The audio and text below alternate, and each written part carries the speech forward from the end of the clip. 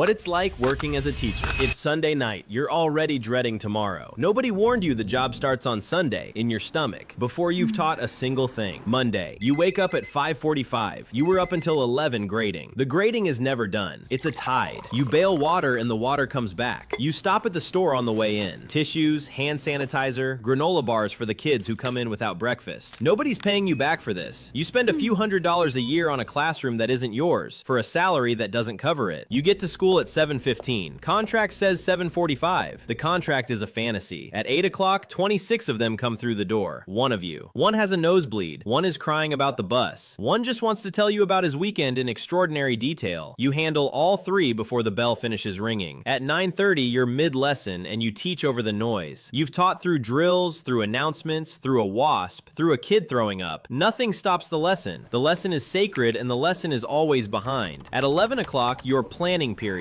45 minutes. You answer 3 parent emails, make copies, and meet with the reading specialist.